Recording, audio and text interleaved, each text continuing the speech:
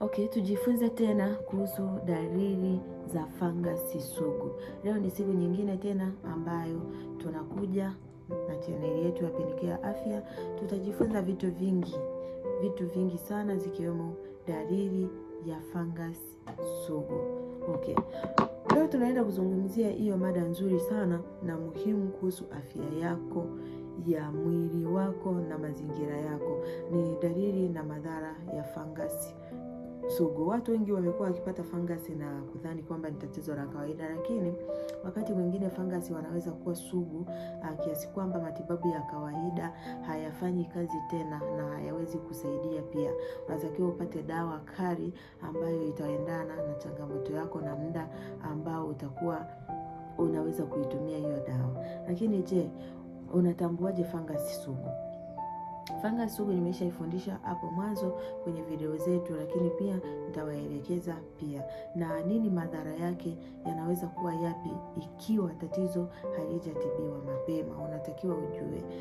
Kaa nami mpaka mwisho wa video hii kwa sababu utajifunza vitu vingi, ikiwemo dalili za fangasi sugu, madhara yake na wakati gani ni muhimu unaweza ukamwona daktari ili uweze kutibika. Lakini usisahau kulike video hii, kusubscribe na kuwasha notification ili usikose elimu nyingine muhimu zaidi zinazofuata, ili uweze kujifunza zaidi na uweze kuondokana na changamoto nzima ya fangasi na magonjwa mengine. Lakini pia niweze kuwaelekeza pia kwamba fangasi sugu ni wale bakteria ambao tayari wanakuwa wamekomaa sana mwilini, ambao hawezi kusikilizana na dawa ndogo ndogo hizi ambazo umekuwa ukizitumia mara kwa mara. Na pia kwamba fangasi sugu ni wale ambao wameshakuwa wagumu kutibika kwa dawa za kawaida kama nilivyowaelekeza, lakini mtu anaweza kutumia dawa kwa muda na asipone au fangasi isiishe kabisa, au wanakaa au fangasi wanarudi mara kwa mara endapo utaendelea kuwatibu kizembe au kiholela bila kupata ushauri wa daktari. Hali hii inaweza kutokana na kutotumia dawa vizuri, kutokumaliza dozi, kutokufuata ushauri wa daktari, lakini pia kuwa na kinga ya mwili iliyo dhaifu au fangasi wanaweza wasiishi.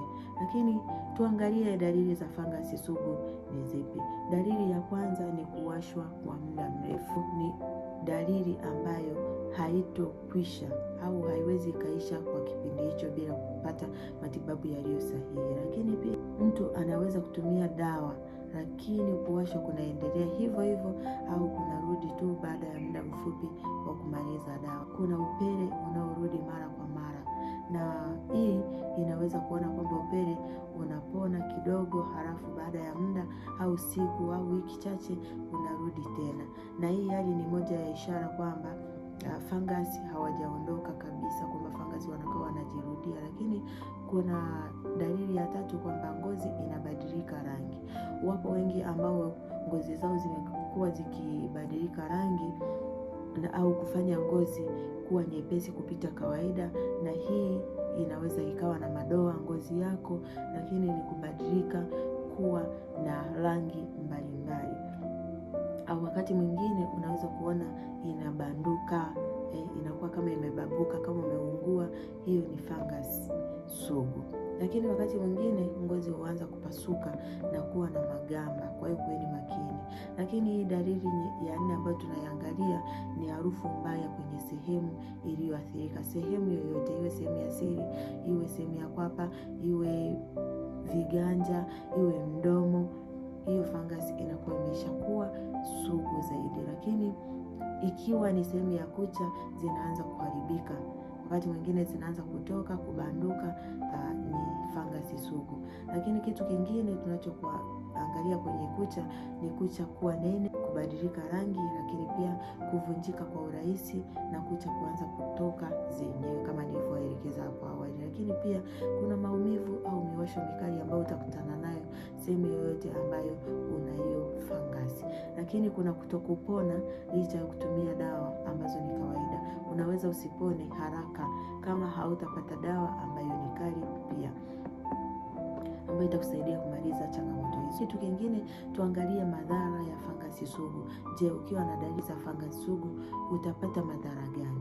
Madhara ya kwanza ni kuenea sehemu nyingi za mwili. Unaweza ukajikuta mwili mzima unaugua fangasi. Lakini pia tunaangalia maambukizi ya muda mrefu, kwamba mtu anaweza kuishi na matatizo kwa miezi au hata miaka, na hii inaweza kuathiri maisha ya kila siku na kuleta usumbufu mkubwa wa maisha yako. Lakini pia kuna kupungua kwa kujiamini. Huwezi ukajiamini kama unatoa harufu, kama unashindwa kutembea, ngozi inababuka, hauwezi ukawa na ile confidence au kujiamini, hapana. Lakini wengine huanza kuficha sehemu za mwili, kuogopa kushiriki shughuli za kijamii, lakini pia au kupata msongo wa mawazo pia. Mtu akiwa na hiyo dalili utakosa confidence kabisa. Lakini ngozi hupata vidonda. Tumekuwa tukiwashuhudia watu wengi wanapata hiyo hali, lakini kuna gharama kubwa za matibabu ambazo utakutana nazo. Hiyo ni moja ya madhara ambayo utakutana nayo ukishakuwa na fangasi sugu, si ndio? Kwamba kadiri fangasi wanavyokuwa sugu, matibabu yanaweza kuwa pia makubwa na ya muda mrefu zaidi, na gharama zitakuwa kubwa, na wakati wa kutumia dawa utakuwa tofauti na ambavyo ungetibu fangasi ya kawaida. Lakini wakati mwingine unatakiwa umuone daktari ili uweze kupata ushauri zaidi. Kuna namba ambazo naziweka hapo, ambazo tumewekea hapo kwenye skrini. Ukiona kwamba una dalili kama hizo, unatakiwa utuone au tupigie simu tuweze kukupa ushauri na uweze kutumia dawa ambayo ni nzuri na itakayokuponya ili kumaliza changamoto hiyo. Nihitimishe kwamba fangasi sugu ni tatizo ambalo linaweza kuleta madhara makubwa sana ikiwa hautalishughulikia kwa mapema zaidi.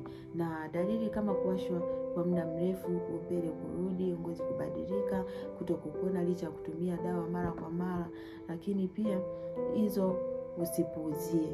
Hizi dalili na matibabu mapema yanaweza kukuletea suluhisho la mapema pia. Unaweza ukajikuta unatibu mapema na unapona kwa haraka zaidi kuliko kuendelea kukaa kimya. Kama umejifunza kitu, usipite kwenye video hii bila kulike video hii, kushare kwa wengine, kusubscribe channel nzima ya Penikea Afya, lakini pia kutuandikia kwenye comment ni mada gani ambayo ungependa tuzungumzie kwenye video inayofuata. Karibu sana.